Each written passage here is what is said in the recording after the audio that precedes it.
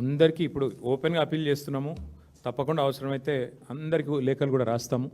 మంచి సజెషన్, తప్పకుండా లేఖలు కూడా మా పార్టీ నుంచి రాస్తాం. ఇట్లా ప్రైవేట్ మెంబర్ బిల్లు పెడుతున్నాం. ఇంకొకటి మీకు కూడా క్లారిటీ ఉండాలి, ప్రైవేట్ మెంబర్ బిల్ పాస్ అవుతుందా, అలౌ చేస్తారా? ఇదివరకు చేసిరు. మరి ప్రభుత్వానికి సంస్కారం ఉంటే, ప్రభుత్వానికి చిత్తశుద్ధి ఉంటే, సంస్కారం కంటే ఎక్కువ చిత్తశుద్ధి అవసరం, ప్రజల మీద ప్రేమ ఉంటే మీరు పెడతలేరు. మీరు పెట్టిన ఫైల్ సంతకం ఎడబెట్టినో మరి ఎడవైందో ఫైల్ దొరకలేదు కాబట్టి అదే ఆటంకమైందేమో. మరి మీకు ఫైల్ దొరకలేదు కాబట్టి మేము పెడుతున్నాం. మరి మీకు చిత్తశుద్ధి ఉంటే, కాంగ్రెస్ పార్టీకి నిజంగానే సిన్సియారిటీ ఉంటే వెంటనే మద్దతు ఇవ్వాలి, బిల్లు పాస్ అయ్యేందుకు సహకరించాలని కోరుతున్నాం.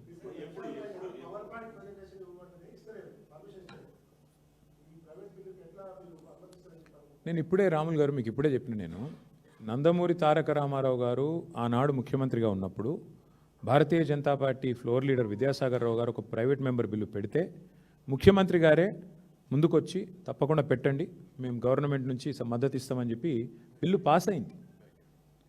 ఏమంటారు, బైగమి అనే యాక్ట్ మీద అప్పుడు ఆనాడు బిల్లు పెట్టారు. 1986-87 ఆ ప్రాంతంలో బిల్లు పాస్ అయింది కూడా. కాబట్టి గతంలో మన రాష్ట్రంలోనే, ఉమ్మడి రాష్ట్రంలో ఉదాహరణ ఉంది. ఎక్కడో పోవాల్సిన అవసరం లేదు. మన రాష్ట్రంలో ఈ ఉదంతం గతంలో జరిగినప్పుడు ఇప్పుడు జరగకూడదు. మేము ఆశావాదులం, కాంగ్రెస్ వాళ్ళు లెక్క నిరాశావాదులం కాదు. కాబట్టి తప్పకుండా పాస్ కావాలని, ఇంట్రడ్యూస్ కావాలని, దానికి మద్దతు ఇవ్వాలని అందరినీ మద్దతు కూడగడతాం, చూస్తాం.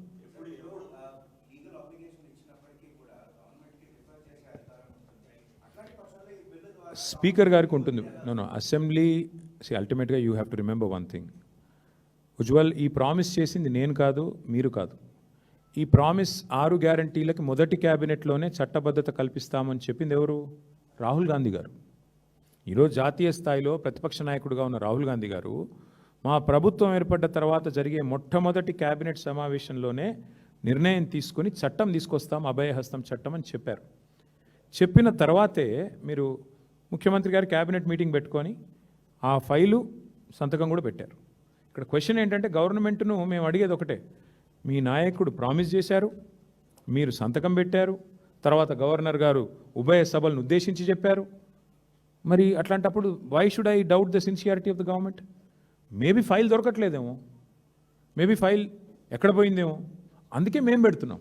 మేము పెట్టినప్పుడు బేసిస్ ఏముంది? మద్దతు ఇవ్వచ్చు కదా, తప్పేముంది? ప్రజల తరపు మేమైనా వాళ్ళైనా పనిచేస్తుంది ప్రజల కోసం. ఇంప్లిమెంట్ చేయకపోతే డెఫినెట్గా మరి ఏం చేయాలో మేము కూడా తెలుసుకుంటాం. ఎందుకంటే 23 డిసెంబర్లో మీరు రాష్ట్ర ప్రజల్ని, శాసనసభని, శాసన మండలిని తప్పుదోవ పట్టించి ఫైల్ సంతకం అయిపోయిందని చెప్పి 26 దాకా ఫైల్ దొరకకపోతే definitely wheel explore legal remedies. లీగల్గా కూడా మాకు కూడా ఏం చేయాలో చూడాలి కదా, న్యాయ నిపుణులను అడుగుతాం.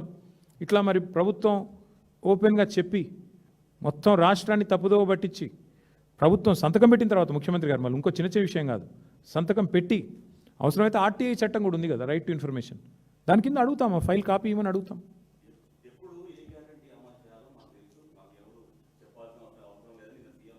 అంటే మేము సీఎం గారిని మేమేమి ఫలానా రోజు అమలు చేయండి, ఫలానా ముహూర్తానికి అమలు చేయండి అని మేము అనట్లేదు. వారు చెప్పింది అడుగుతున్నాం. 100 రోజుల్లో నెరవేరుతుంది ప్రతి గ్యారంటీ, ఇది కాంగ్రెస్ స్లోగన్. మొదటి క్యాబినెట్లోనే 6 గ్యారంటీలకు చట్టబద్ధత, ఇది రాహుల్ గాంధీ మాట. మేము అడుగుతున్నది మీరు చెప్పింది అమలు చేయమనే కదా, మేము చెప్పేది కాదు కదా. ఈరోజు ముఖ్యమంత్రి గారు కనుక బహిరంగంగా అశోక్ నగర్కి వచ్చి చర్చ పెడతారా? సెక్యూరిటీ లేకుండా అశోక్ నగర్కి వచ్చే పరిస్థితి ఆయనకు లేదు, కానీ వచ్చిండు అనుకో. ఒకటి మాత్రం వాస్తవం, ఈరోజు ఏ రాష్ట్రంలో ఏ రచ్చబండకు పోయినా, ఏ ఊరికి పోయి చర్చ పెట్టినా రాష్ట్ర ప్రజలు చెప్తారు, నేనో మీరో కాదు కదా విజయ్ గారు. రాష్ట్ర ప్రజలు తెలుస్తారు ఎన్ని అమలైనాయి, ఎన్ని కాలేదు అని. ఒకటి తప్ప అన్ని అమలు అంటున్నారు. నేను అంటున్నా ఒకటి తప్ప ఏది అమలు కాలేదని నేను అంటున్నా. ఒకటి కూడా కాదు, అది అర.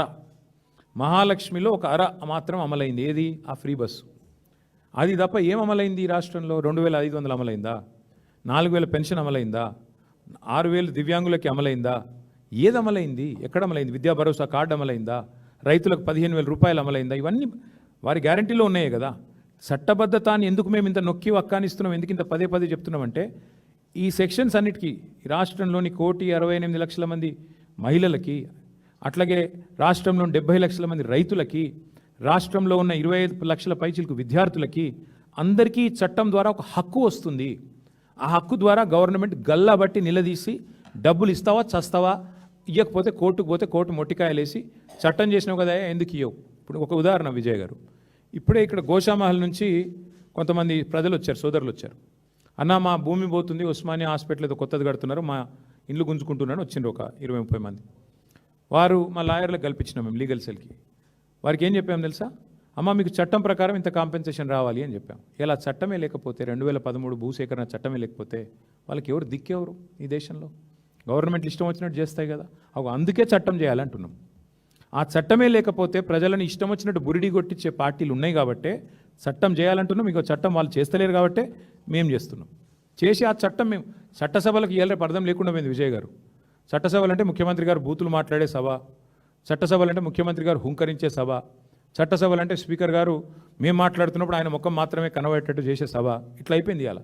అందుకే చట్టాలు చేయాల్సిన శాసనకర్తలు చేయాల్సిన పని మేము చేస్తున్నాం. ప్రభుత్వం చేస్తలేదు కాబట్టి శాసనసభ్యులుగా శాసనాలు చేయాలి కాబట్టి, చట్టాలు చేయాలి కాబట్టి, మా పార్టీ బాధ్యత గల ప్రతిపక్షం కాబట్టి మేము చేస్తున్నాం. ప్రజల తరపున ముందు పెడుతున్నాం. ఇక వాళ్ళు ఆమోదిస్తారా ఆమోదించరా నేను ఇప్పుడే ఎందుకు చెప్తా, కానీ ప్రజలు అన్నీ చూస్తారు.